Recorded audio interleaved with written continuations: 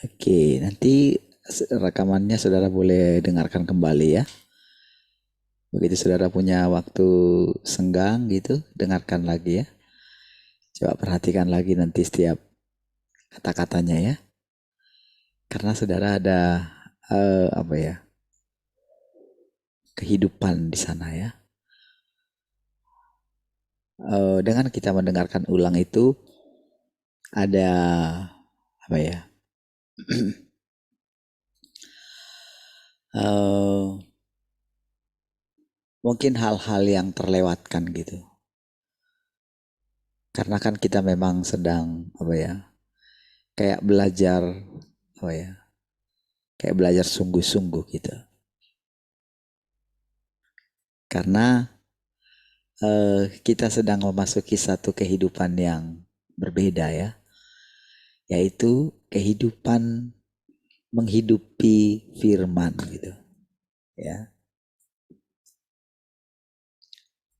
Karena itu sebetulnya yang membuat nanti keteraturan ya, karena firmannya. Tuhan sendiri pun dia menundukkan diri kepada firmannya gitu. Ya memang Tuhan itu bebas gitu. Tapi firmannya itu sebagai guideline-nya. Kayak apa ya? Penuntunnya gitu. Jadi uh, setiap firman yang diucapkan itu saudara akan memimpin gitu seluruh alam semesta ini. Tentu dimulai dulu dari manusia. Jadi arti daripada memerintah bersama dengan Tuhan itu sebetulnya dia memerintah di dalam daging kita gitu. Jadi kedatangan Tuhan yang kedua kali itu sebetulnya arti sesungguhnya itu Tuhan datang di dalam daging manusia gitu. Itu sebetulnya yang paling ini ya, makna sederhananya gitu. Bukanlah kedatangan Tuhan di bumi gitu, bukan itu sebetulnya intinya gitu.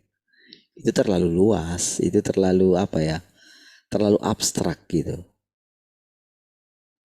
Jadi pemerintahannya itu sebetulnya yang uh, ketika dia pilih orang-orang tertentu gitu ya. Ketika dipilih satu orang, uh, itu adalah untuk menyederhanakan gitu supaya tidak bias gitu. Jadi firman yang diucapkan oleh oleh Tuhan yang Maha Kuasa ini gitu, itu adalah firman yang uh, itu firman yang benar-benar real gitu, benar-benar nyata. Kalau diucapkan dari sorga gitu, itu kan dari versi roh gitu. Itu sulit dimengerti oleh manusia gitu. Tapi yang diucapkan oleh Tuhan yang Maha Kuasa artinya dia yang berinkarnasi. Sama seperti ketika Tuhan Yesus dulu mengucapkan firman dari mulutnya, itu berbeda dengan yang di sorga. Oke, sebentar ya.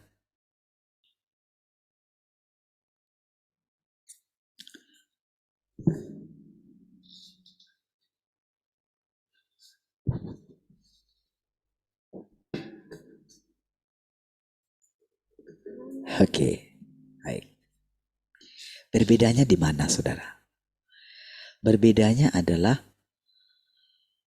dagingnya itu kan ciptaan nih, mewakili kita semua kan. Oke, saya coba terangkan berulang-ulang ini supaya kita mengerti bagaimana apa yang ingin didapatkan oleh Tuhan gitu. Dari apa yang sedang kita alami ini. Kalau kenapa saya digerakkan untuk mengatakan ini berulang-ulang? Karena saya tahu saudara, landasan kita itu sebetulnya landasan pengertian kita harus ini gitu. Supaya nanti dia bisa, supaya kita itu bisa melihat apa sih sebetulnya yang disediakan bagi umat manusia ini gitu. Bagaimana sih sebetulnya dia mengatur segala sesuatu. Selama ini manusia nggak tahu. Bahkan sampai hari ini, saudara, orang yang tidak punya pengertian ini, eh dia itu buta gitu, nggak tahu. Jadi hanya melihat kayak ini loh, kayak eh ketika manusia itu dikatakan kan pada zaman banjir Nuh itu kan katanya keadaan akhir zaman kan seperti itu kan. Maksudnya itu adalah ini, orang itu tidak tahu apa yang sedang terjadi gitu. Apa yang terjadi di alam roh mereka nggak ngerti gitu. Jadi mereka terus melakukan eh kehidupan di bumi ini. Kalau sudah mati ya udah matilah gitu. Kalaupun ada yang mau mencoba mengingat Tuhan, ya hanya sebatas itu. Jadi orang mengingat Tuhan itu, orang menyembah Tuhan, orang beribadah kepada Tuhan, ya hanya sekedar bagaimana lepas dari keadaan sulit gitu. Bagaimana supaya keadaan baik-baik saja gitu. Tetapi perkembangan dari pada apa yang dikerjakan Tuhan itu tidak tahu gitu. Jadi ada orang yang misalnya menubuatkan tentang hal-hal yang akan terjadi. Coba saudara lihat, temukan di YouTube gitu ya. Begitu muncul seorang, itu pasti akan mengatakan, Tuhan mengatakan begini, Tuhan mengatakan begini, Tuhan mengatakan begini gitu. Kayak akan terjadi ini, akan terjadi itu gitu. Tahukah saudara, itu sudah kuno gitu. Jadi pekerjaan itu sudah ditiru sama iblis gitu. Walaupun dia bisa pakai itu saudara. Walaupun Tuhan bisa pakai yang seperti, tapi nggak seperti itu lagi karena itu sudah jauh gitu. Sekarang ini adalah Tuhan yang berinkarnasi itu sendiri menampakkan diri. Nah, kata menampakkan diri pun tidak seperti yang kita bayangkan dulu gitu. Ya. Jadi menampakkan diri itu adalah dia itu mulai memperkenalkan dirinya yang sesungguhnya di mana? Di dalam kita gitu. Jadi saudara, saya coba katakan ini berulang-ulang gitu ya. Tujuannya adalah eh, agar setiap hari kita bisa melihat Tuhan itu. Karena itulah hidup yang sesungguhnya. Kalau nggak punya itu, kita akan sama dengan orang dunia ini. Kita akan mati dengan dunia ini gitu.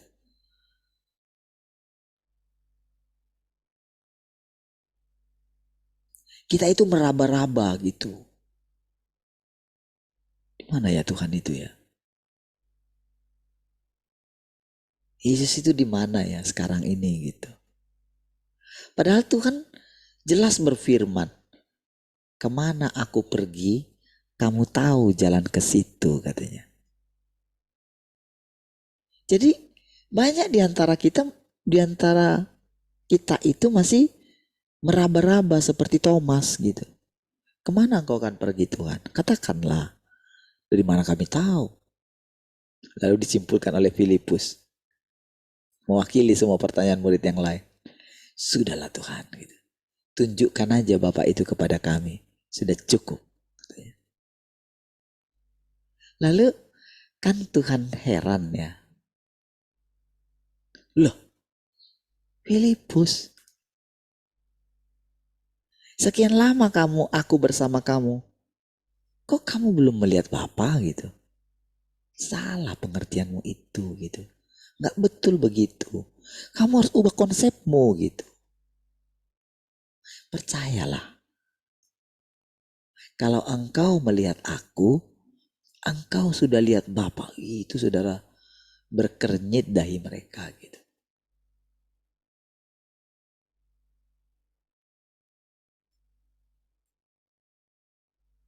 Dan pada waktu itu saudara, mereka itu belum mengenali pekerjaan Yahweh di dalam diri Yesus gitu. Konsep Yahweh itu masih kuat sekali dalam pikiran mereka. Yahweh itu adalah yang berbicara kepada Musa. Jadi mereka ini belum melihat Yahweh itu yang tampil melalui Yesus. Atau lebih tepatnya tak bisa mengenali pekerjaan Tuhan yang terbaru gitu. Jadi mereka itu masih sangat kagum dengan Musa gitu.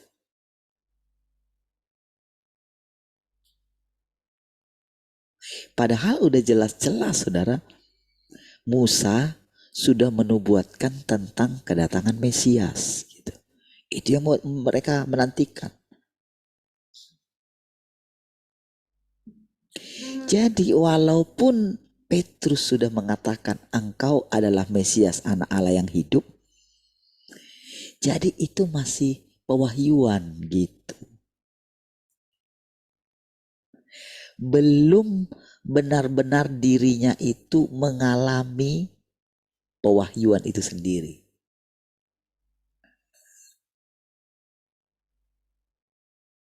Sulitnya di situ, saudara. Jadi apalagi dengan kedatangan Tuhan yang kedua ini, saudara, saya perlu tegaskan, saudara ya. Kedatangan Tuhan yang kedua ini, saudara, bukanlah sekedar dia, bukan masalah, bukan roh lagi yang tampil.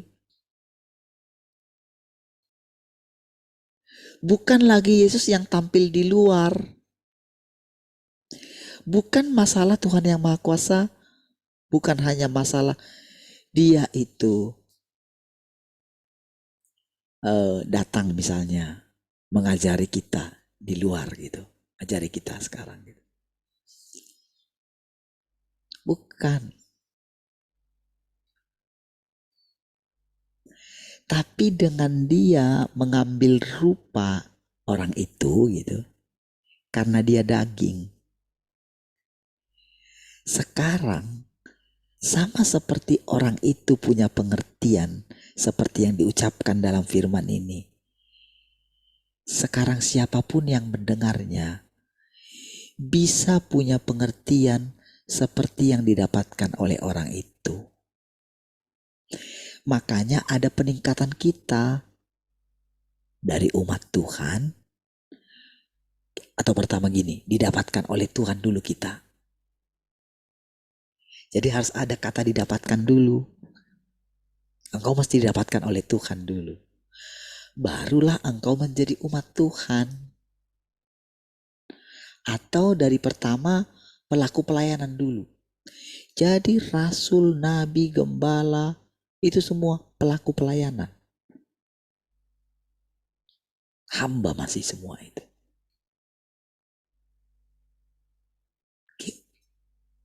Kayak malaikat yang diutus gitu loh.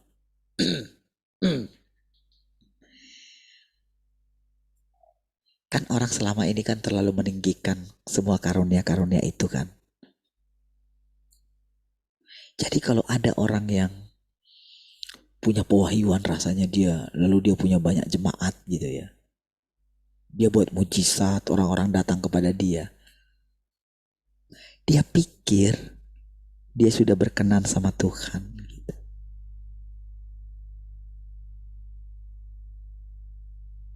Kan mereka membangkitkan orang mati mungkin.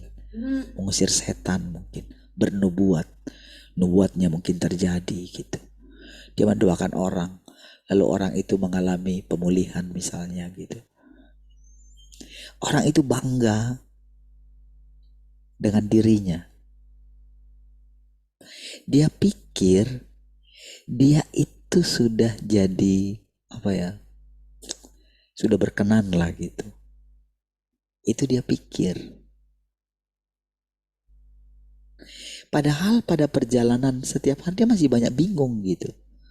Bahkan dia tidak tahu apakah pekerjaan dia itu berasal dari Tuhan atau bukan. Dia simpel saja mungkin berpikir, yang penting aku berbicara dalam nama Yesus, lalu terjadi mujizat gitu.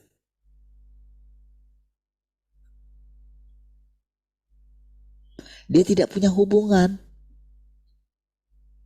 Dia tidak tahu tentang pekerjaan Tuhan gitu. Apa yang sedang terjadi dia tidak tahu. Lama-lama kan dia itu namanya jadi besar. Menurut dunia ini, menurut para pengikutnya, dia hamba Tuhan yang besar. Tapi menurut sorga, aduh, sorga tidak mengenal dia. Enggak. Sekalipun seluruh dunia ini datang kepada dia. Ya. Karena dia melakukan pekerjaannya itu atas dasar kehendaknya. Dia nggak pernah selidiki. Dia menerima sanjungan gitu. Jadi dia itu cenderung menipu umat Tuhan sebetulnya. Cenderungnya menipu. Jadi ketika dia tampil gitu, dia akan tampil menawan. Tanpa sadar, dia itu sudah menarik manusia datang kepada dirinya. Dengan kata-kata yang manis gitu. Dengan sikap yang lembut.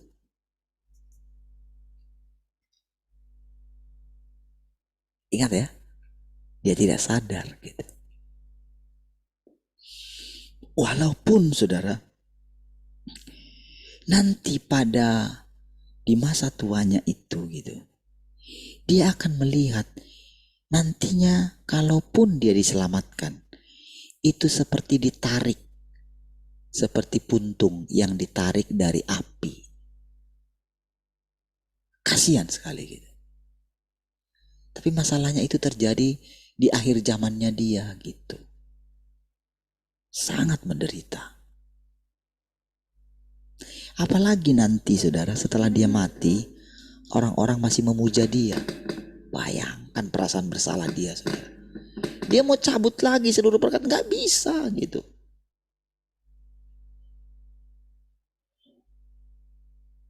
Ketika dia menghadapi kehidupan yang sesungguhnya. Ketika dia ditolak.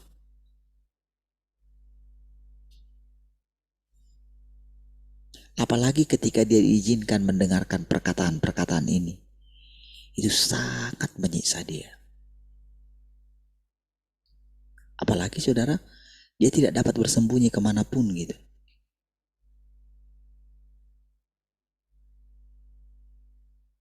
Bayangkan saudara, sepanjang hidupnya dia itu akan apa ya, seperti cacing kepanasan gitu. Dia mau menyesali, mau mengulang lagi. Mungkin dia datangin kepada keturunannya gitu. Gak bisa lagi dia ngomong gitu. Dia harus menunggu gitu. Sampai nanti orang-orang yang pernah dikuliahi dia dari khotbah-khotbahnya, sampai mereka mendengarkan dan mengalami semua perkataan ini. Mendengarkan perkataan ini. Kalau dia masih lihat orang-orang yang pernah dikuliahi dia, Ajarin dia dengan imannya, dengan apa gitu. Dan pastikan orang itu meniru dia. Aduh, dia tuh rasanya pengen mencabut semua pelajaran yang pernah dia khotbahkan gitu. Tapi nggak bisa lagi.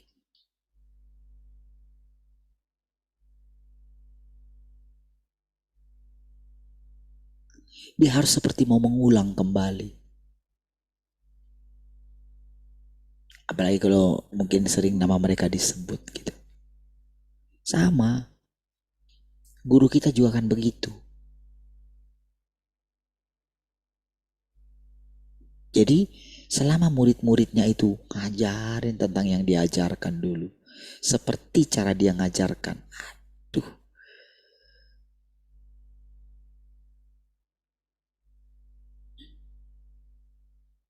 ketika terangnya Tuhan mulai datang menerangi pengertian dia, habislah gitu. Itu menyesal sekali saudara. Ngapain ya dulu ya? Aku ngerjakan sesuatu yang sia-sia. Di masa tuh aku lagi gitu. Rasanya gitu. Tuhan izinkanlah aku hidup kembali. Seperti itu saudara.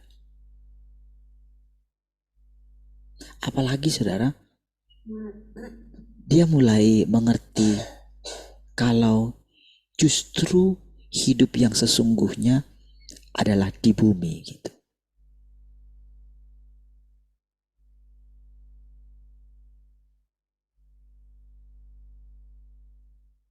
Justru kerajaan 1000 tahun itu di bumi gitu.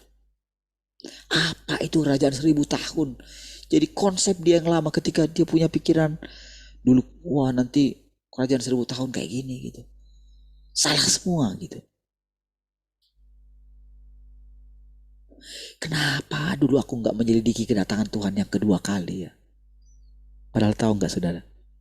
Setiap kali dulu kalau dia misalnya khotbah gitu ya, atau kalau dia itu menginjili, kan yang sering datang itu kan, yang sering dilayani dia kan adalah orang-orang itu kan, orang-orang istilahnya dari apa namanya, ras Cina gitu kan, kebanyakan kan. Dia kan nginjili kayak gini. Saya selalu sering dengar. Kamu tahu nggak ketika dia bicara menginjili, dia sudah datang 2000 tahun yang lalu. Tapi dia nggak datang di Tiongkok. Tapi dia datang di Israel katanya. Selalu itu.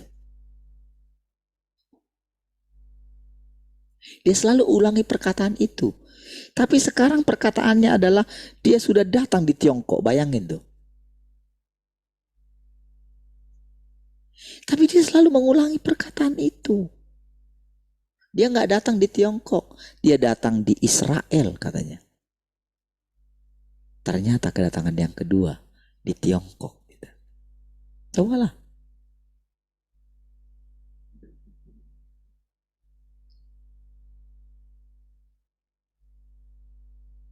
Lalu orang-orang yang sekarang ketika memandang sebelah mata Tiongkok gitu, yang dilihat hanya komunisnya gitu. Tapi bagaimana Tuhan bekerja di sana gitu. Lalu mungkin mata orang tertuju ke situ. Sementara itu hanya tempat pertama ketika kedatangan kedua. Wah, terlalu kecil lah bagi Tuhan. Hanya di tempat itu. Makanya sekarang itu sudah mendunia. Ada dalam berapa bahasa ini sekarang, saudara?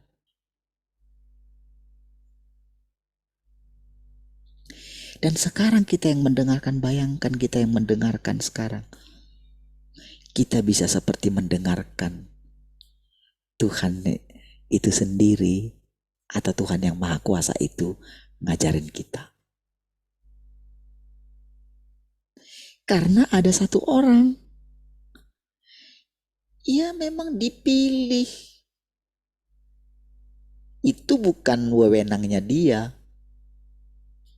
Bagaimana dia bisa mengucapkan semua perkataan ini?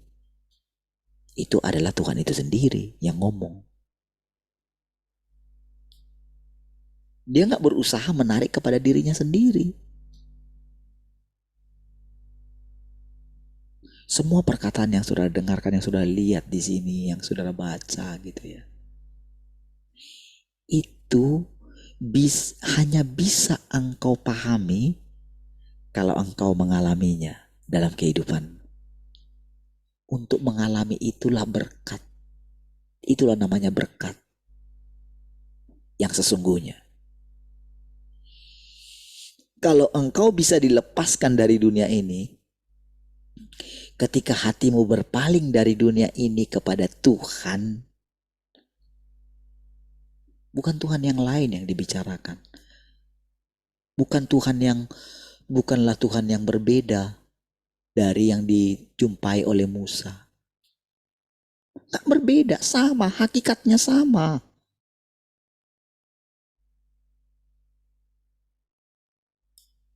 Cuman yang berbeda adalah pekerjaannya itu dinyatakan.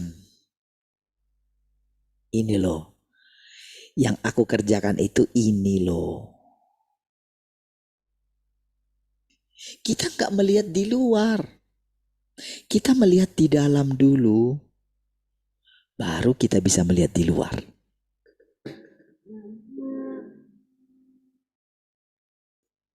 Jadi ketika kita ini sudah dibaharui di dalam, disempurnakan,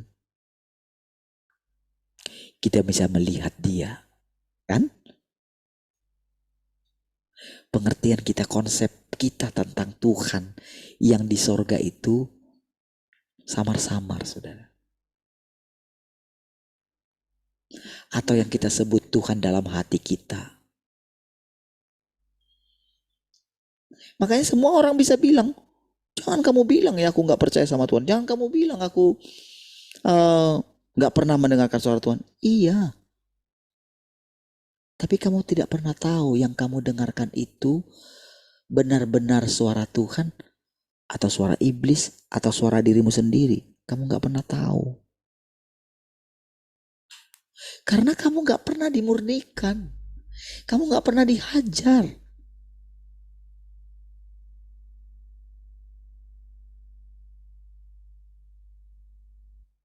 Kamu mencari pujian manusia sih. Kamu ingin mendirikan kerajaanmu sendiri sih. Gitu. Makanya kamu gak pernah. Hatimu gak pernah dimurnikan. Kamu tidak pernah diajar langsung. Hah?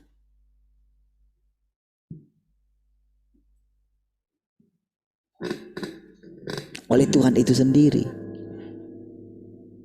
Kamu hanya diajarin. Itu loh rasul-rasul yang pernah menulis Alkitab itu gitu. Kamu hanya diajar mereka. Atau perkataan-perkataan yang dalam Alkitab.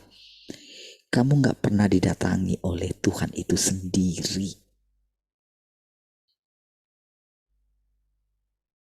Kamu gak pernah ngalaminnya. Kalaupun dia datang, kamu gak mendengar ketukannya. Kamu melihat orang. Kamu melihat dia sekolah dari mana. Kamu melihat mujizat apa yang dia lakukan. Ketika datang orang membawa kabar yang baru, kamu menolak dia karena kamu melihat dia dari atas sampai ke bawah. Kamu melihat masa lalunya.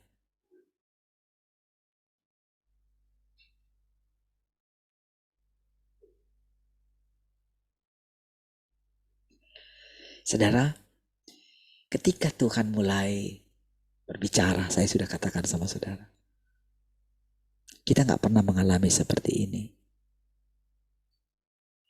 Kita gak pernah mengalami namanya kesegaran setiap hari. Gak pernah. Kita belum pernah merasakan apa artinya Tuhan ada di antara kita.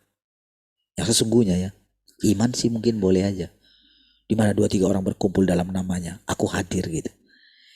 Tapi aku hadirnya itu karena pikiran kita ini belum diperbaharui dengan firman yang baru. Maka konsep Allah di sini belum berubah.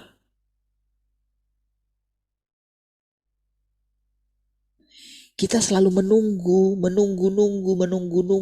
gitu. Kita nggak mau menghidupi firman. Dia mengajari kita langsung. Dan sekarang saudara, hati kita mulai ditundukkan. Sama seperti ketika Tuhan bilang, Filipus, percayalah. Kalau engkau sudah lihat aku, engkau sudah lihat Bapa. Itu perlu seumur hidup. Seumur hidup Filipus untuk merenungkan perkataan itu.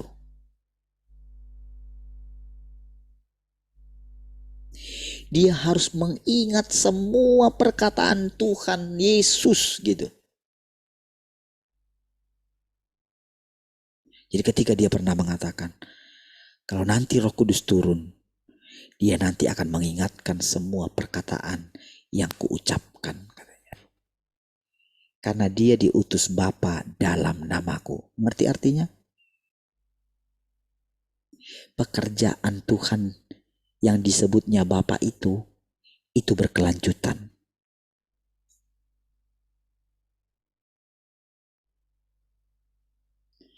Tapi yang ditangkap orang tentang Roh Kudus berbeda lagi gitu.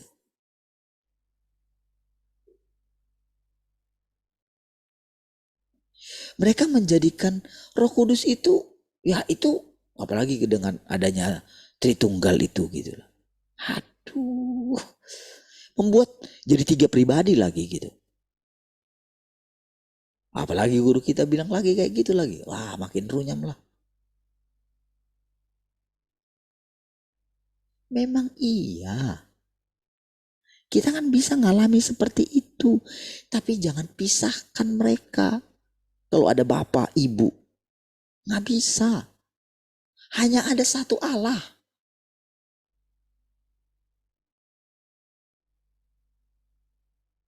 Nanti mereka jadi setara. Anak jadi setara nanti gitu loh. Itu semua doktrin. Bukan begitu. Yang bekerja itu satu. Harus satu gitu. Allah ya Allah. Manusia ya manusia gitu. Walaupun ada 7 roh Allah lah segala macam. Ya itu Allah, gak bisa dipisahin itu.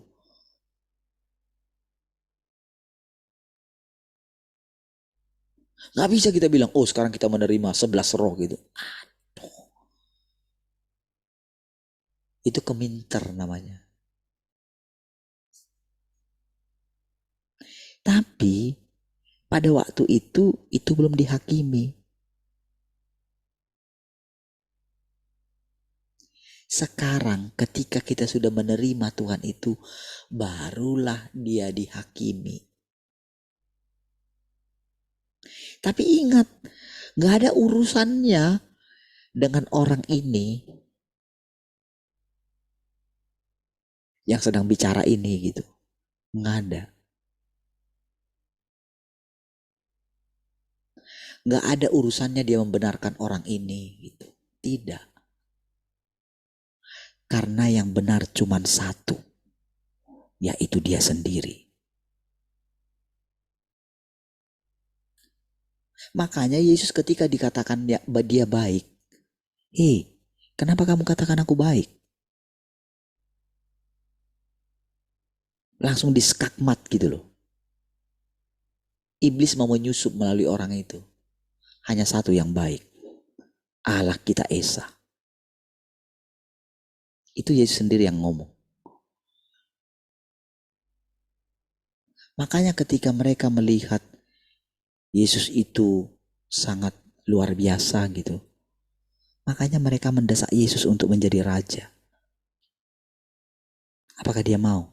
Tidak sama sekali. Makanya pencobaan iblis untuk menjadikan dia, aku serahkan semua ini kepadamu. Apakah berhasil? Tidak berhasil. Kenapa tidak bisa? Mengerti gak saudara? Karena dia itu adalah Tuhan itu sendiri. Tapi iblis itu gak percaya gitu. Dia liatin Yesus dari atas sampai ke bawah gitu. Iblis itu liatin gitu.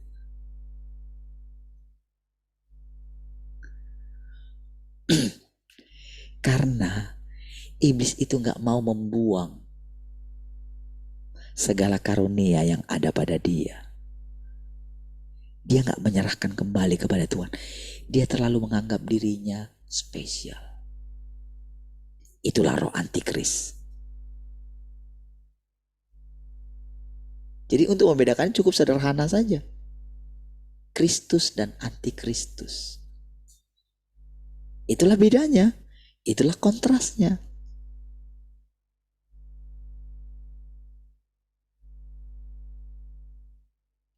Iblis tidak pernah berdoa.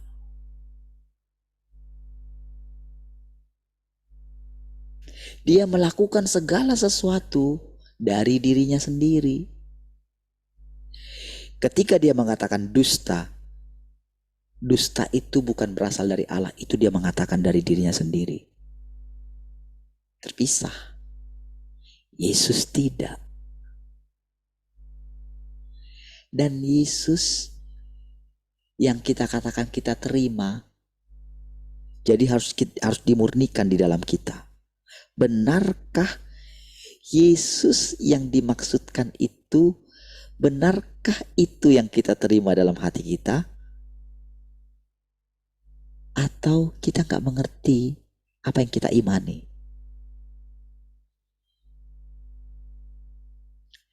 Kalau kita menerima dia, sementara kita itu masih bingung tentang hidup ini gitu, berarti gak betul. Yang kamu terima itu gak betul. Kamu belum benar-benar serius mendengarkan dia.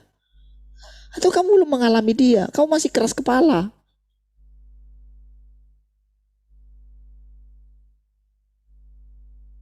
Atau orang menyebutnya menerima Tuhan yang Maha Kuasa, sudah melihat dia. Kalau nanti ada orang mengatakan, oh aku sudah melihat dia, aku sudah pernah langsung misalnya datang apa gitu. Dari perkataannya engkau akan tahu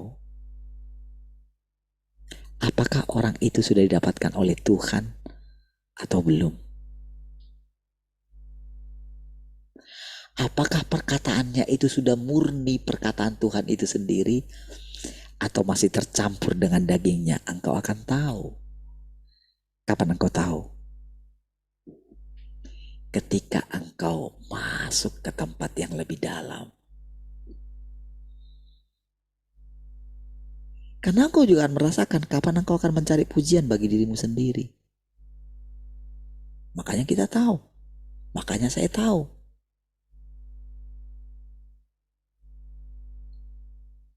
Ketika kita itu benar-benar mengerti betapa bergantungnya kita kepada Tuhan, barulah kita mengerti bagaimana dulu Yesus hidup.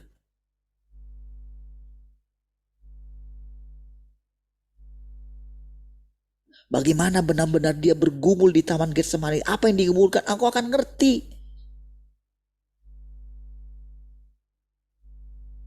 Wah, kalau kita mau lihat penderitaan yang dialami oleh para rasul-rasul berikutnya, waduh ngeri sekali saudara. Ngeri sekali loh. Ada yang tubuhnya itu ditarik saudara. Satu kuda dengan kuda yang lain terpecah itu. Cobalah gimana. Dan mereka semua mati. Harus menunggu dibangkitkan kemudian. Tapi tahukah saudara? Yang dijanjikan bagi orang yang hidup di akhir zaman ini apa? Mereka akan hidup selama-lamanya. Tubuh mereka akan diubahkan gitu. tidak akan mati lagi.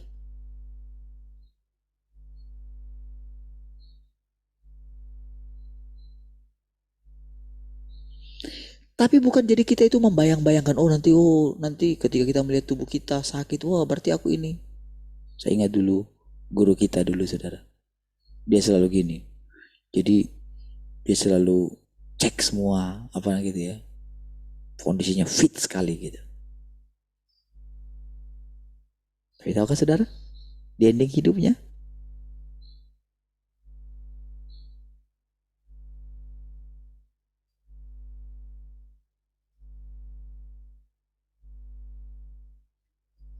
bukan kita berusaha bagaimana supaya kita menjadi sehat, bukan. Tapi bagaimana firman itu menghidupkan kita. Iya, perkataan dia itu menghidupkan kita. Tapi tak semudah yang saudara bayangkan. Kalau saudara nggak sungguh-sungguh memalingkan hati saudara kepada Tuhan, akan dapat rahasia itu. Kalau saudara nggak menjalani kehidupan saudara setiap hari, saudara jalani bekerja biasa, nggak masalah di situ, saudara. Ya,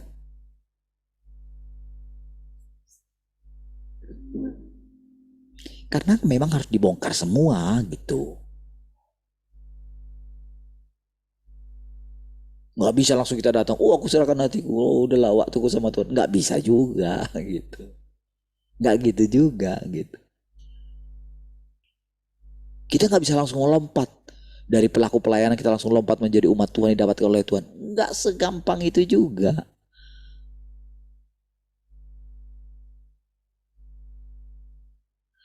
Tetapi setiap hari ketika kita berikan hati kita kepada Tuhan, kita akan melihat Tuhan itu.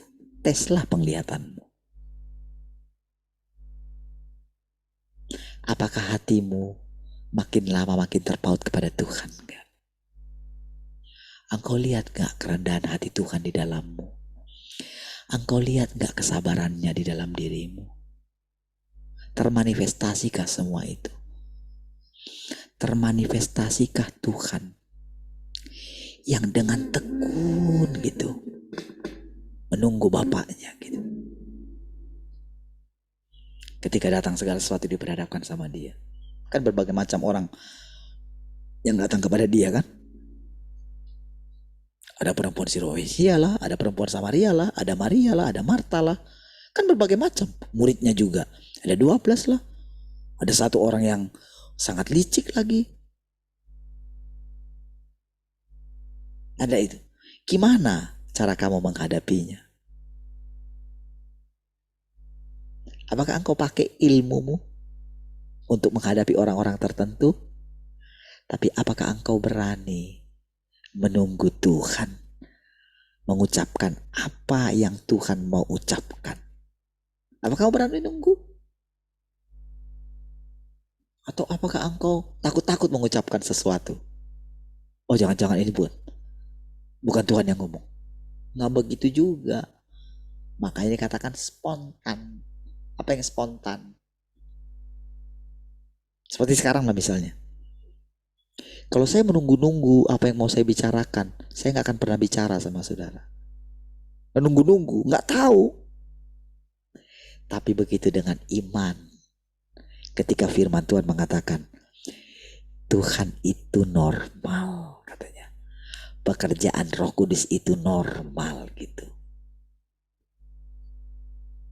Kalau kita bisa mencapai sampai saat ini gitu ya, kan kita dituntun. Tadinya mungkin takut karena kita melihat kegagalan diri kita sendiri kan. Karena kita melihat, saya melihat diri saya. Ingat gak pertama kali ketika saya bilang, saya salahkan Tuhan, saya salah. Itu benar saudara. Itu saya gak buat-buat. Saya bayangan, saya pokoknya ketika saya mau mencoba datang sama Tuhan gitu, mencoba ingin membenarkan diri saya gitu ya. Gak bisa gitu.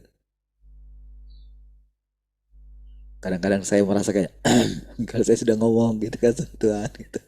Ketika datang gitu ya. Misalnya melihat orang yang menjengkelkan gitu kan. Saya tahu. Saya tahu kemunafikan orang itu gitu ya. Lihat sendiri setiap hari gitu kan. Tapi tahu nggak ketika datang sama Tuhan, itu saudara, iya ya aku salah Tuhan, aku salah, aku yang salah, enggak, aku yang salah, selalu gitu saudara.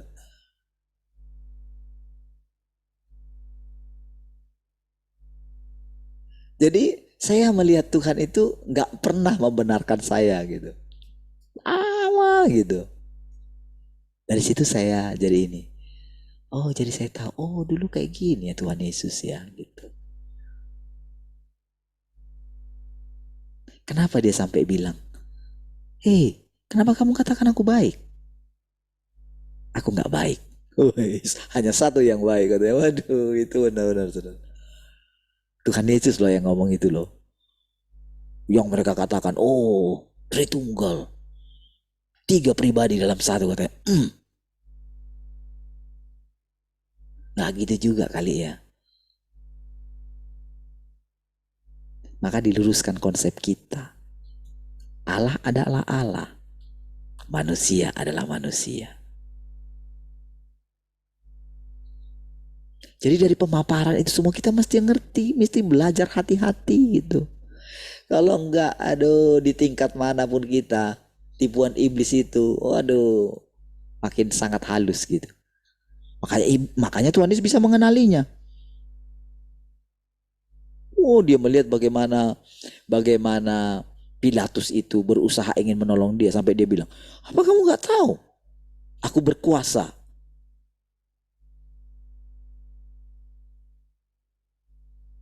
untuk membebaskan engkau dan menghukum engkau katanya.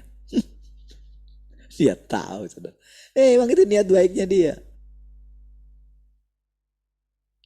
Kan kalau dia mungkin baik-baik kepada Paulus, mungkin rasanya kan akan berusaha kan? Kalau dia baik-baik kepada Pilatus itu. Sama dengan yang datang berikutnya. Ketika Tuhan pilih Paulus gitu. Tahu kesombongannya?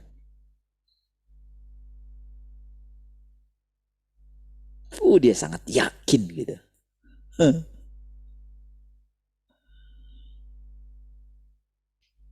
Oh iya saudara. Ketika saya terpisah dengan teman-teman saya. Yang pendeta-pendeta itu ya.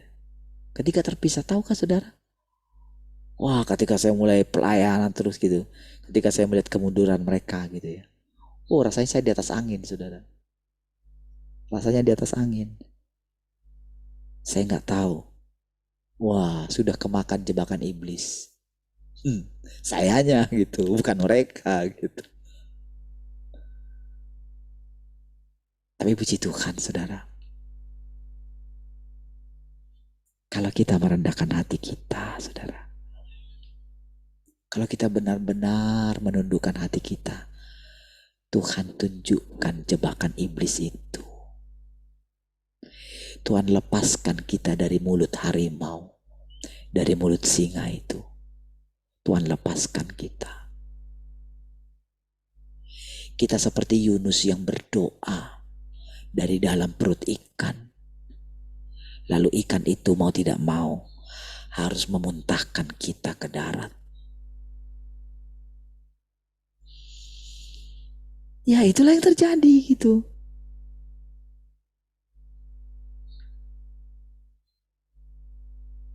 Ya dia perhatikan sikap hati kita karena kita mau belajar.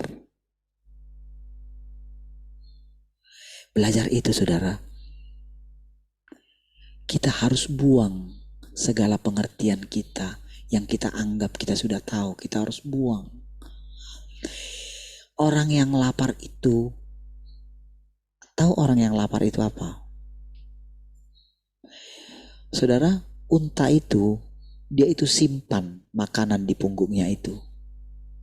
Jadi kalau pada saat dia dalam perjalanan jauh, jadi itu dipakai dia gitu. Tapi bukan seperti itu yang diharapkan oleh Tuhan. Jadi banyak orang datang kepada Tuhan, tapi dia itu menyimpan menyimpan makanan di punggungnya. Jadi dia nggak lapar. Dia punya konsep tentang Tuhan. Dia nggak mau buang konsep dia yang lama. Dia nggak mau dihakimi oleh Tuhan. Dia nggak belajar dengan keadaannya. Dia nggak jujur gitu dengan keadaannya.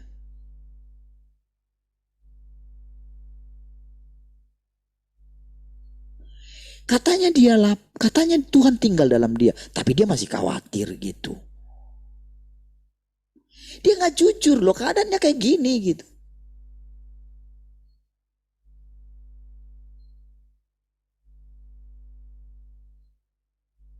Jadi ketika saya ingat Tuhan ngajari saya pribadi, ketika melalui seorang pendoa yang saya katakan di Pekanbaru itu, lihat iblis di belakang saya gitu. Oh, dia pun nggak ngerti kok. Sehingga ketika saya jumpa, bukan gitu loh maksud saya Pak. Saya cuman gini, saya nggak bilang Bapak di belakang Bapak itu, maksudnya semua yang Bapak lakukan itu iblis. Saya nggak bilang itu loh. Tapi tahukah saudara, yang saya dengar itu Tuhan yang sedang menasihati saya melalui orang itu yang mungkin saya nggak anggap. Tapi kalau kita rendah hati, siapapun yang menasihati kita, kita bisa dengarkan. Kita tahu itu Tuhan. Tapi saya nggak perlu puji orang itu, karena saya melihat Tuhan. Saya nggak perlu tanya, wah apalagi yang kamu dapatkan tentang saya. Oh, nggak perlu.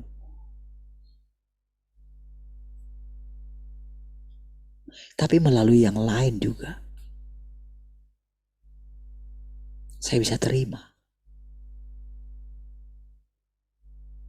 Karena apa saudara?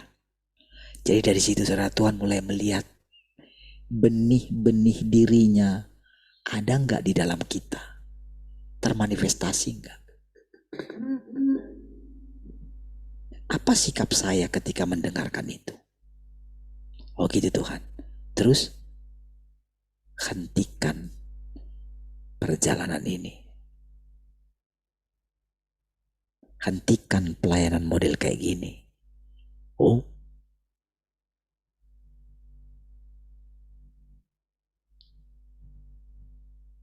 tadinya kan saudara ingat nggak? Ketika saya menjadi full timer itu, yang saya tiru siapa? Guru kita kan? Tapi kalau saya terus hidupi guru kita, saya akan mati seperti guru kita. Iya.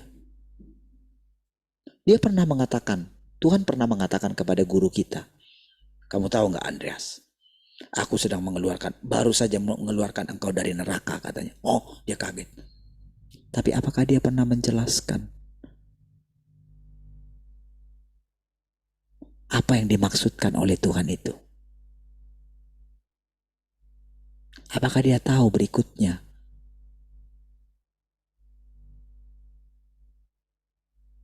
Apakah dia masih terjebak di sana? Terjebak kan?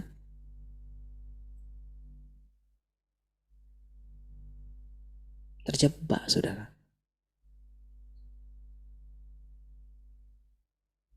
Dia terus gak mau meninggalkan konsep yang lama. Ketika buku yang terakhir harusnya sudah nasihat terakhir dari Tuhan kepada dia, melalui Tuhan Yesus mengalahkan maut itu. Oh, itu harusnya dia sudah benar-benar saudara. Benar-benar harus bertobat gitu. Apa yang terjadi? Gak ngerti arti bertobat saudara. Makanya saudara, dari situ kita mesti melihat gitu. Jangan kita memuja manusia gitu. Karena dia sendiri mengatakan, jadi murid-muridnya ini ketika dia bersaksi sendiri kepada murid-muridnya ini ketika berdoa bersama-sama. Aku sudah tidak pernah merasakan Tuhan seperti ini gitu. Aku tidak pernah merasakan lagi hadirat. Lalu kenapa mereka masih menyanjung-nyanjung sampai dengan hari ini? Kenapa mereka masih mengulang-ulang terus pelajaran itu? Kenapa mereka nggak langsung tanya sama Tuhan? Kenapa mereka memberhalakan guru mereka dengan mengulang-ulang pelajaran itu?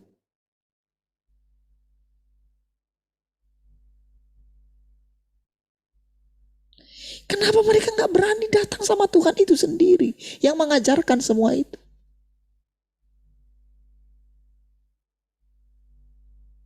Ketika dikatakan saya nggak boleh lagi ngajar itu, saudara, walaupun saya berhak gitu, tahukah saudara? Saya dengan tekad yang bulat, walaupun saya tidak tahu apa yang mau saya sampaikan, tahu nggak saudara? Dan saudara sudah tahu bagaimana dulu saya sudah tinggalkan semua pelajaran-pelajaran yang lain, hanya fokus satu itu. Saudara ingatkan itu? Tapi ketika dikatakan itu, saudara,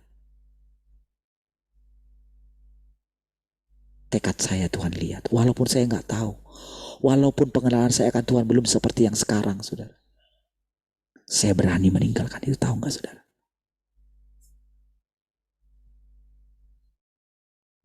Walaupun saya berhak, walaupun kalau pada saat itu misalnya guru kita berdiri di hadapan saya, dia pasti mengizinkan saya mengajarkan itu. Guru kita tapi ya, bukan Tuhan ya. Andreas maksudnya. Berdiri di hadapan saya, di antara mereka-mereka semua itu. Kalau dia ada di situ, ketika saya bilang misalnya, Andreas, saya bisa nggak? Walaupun saya sudah keluar dari sini, saya masih bisa nggak ngajar ini? Dia pasti akan menyetujui.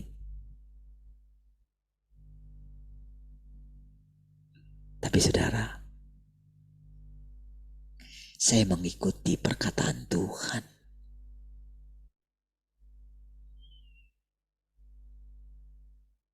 Ketika bayangan itu saudara, kadang menghantui pikiran saya. Ketika misalnya nanti, kalau yang punya pengajaran semua ini, firman ini, ketika bilang, kamu gak boleh gitu, waduh.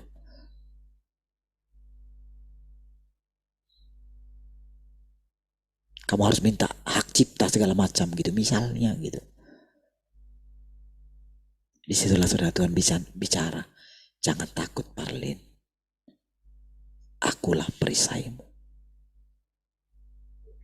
Iya saudara, itu Tuhan yang nyata saudara. Tapi bagaimana kita bisa bertemu dengan Tuhan yang nyata itu? Kita sudah harus sangkali diri kita. Kita gak boleh menyatakan diri kita benar. Hanya Tuhan yang benar. Tuhan adalah Tuhan, manusia adalah manusia. Kita mesti sadari kalau dikatakan kita semua sudah rusak, terima saja. Karena dia Tuhan yang maha kuasa. Ya, gak ada gunanya kita membenarkan diri. Gak ada gunanya saya membenarkan diri dalam hal ini. Gak ada. Gak ada gunanya saudara memuja saya gitu, gak ada gunanya. Saya harus mengenali. Kita semua harus mengenali. Iya, memang mesti begitu, saudara. Lihat ketika kita berjalan setiap hari. Apakah saya jadi harus misalnya berbicara kayak gimana gitu. Kayak jadi pendeta besar gitu. Coba saudara kalau ada di kumpulan-kumpulan apa gitu. Wah, manis sekali saudara orang bicara itu. Iya, hebat sekali gitu. Dengan suaranya gitu. Aduh, saya gitu. Hei, makin jauh kamu dari Tuhan nak gitu. Bro gitu.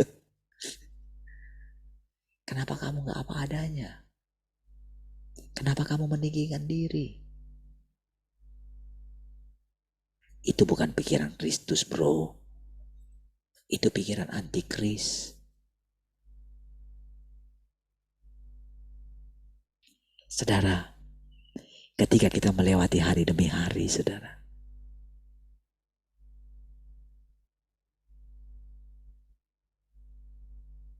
setiap hari Tuhan bimbing kita kan.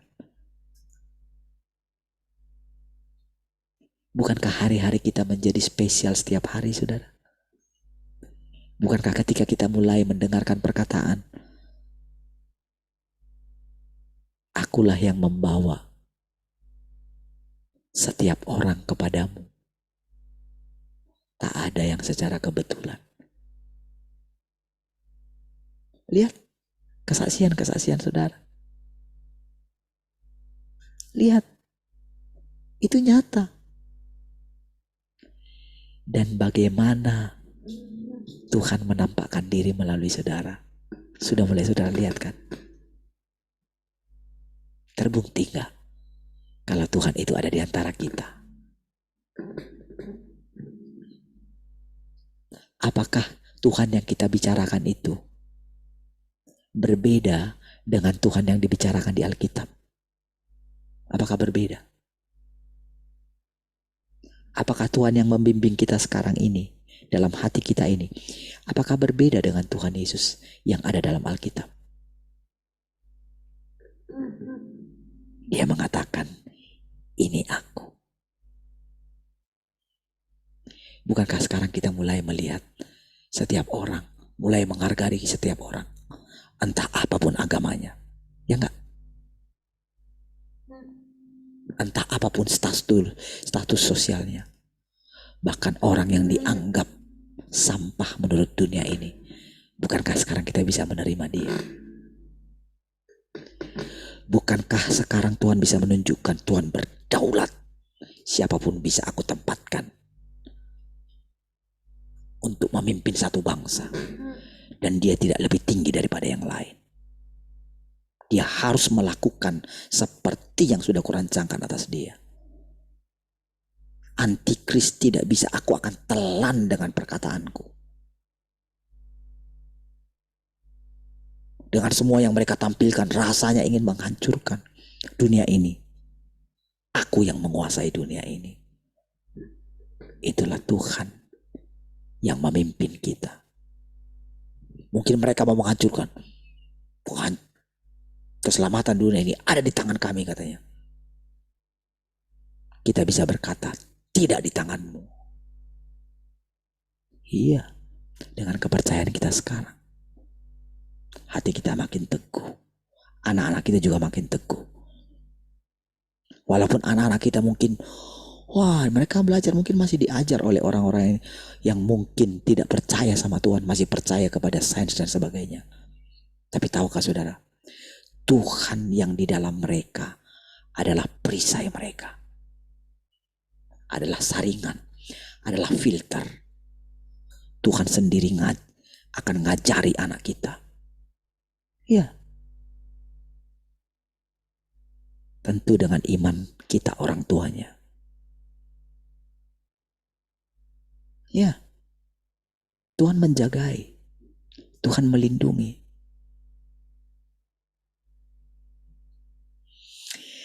Baik, sudah jauh lewat. Lewat ya? Oke, hari kita berdoa.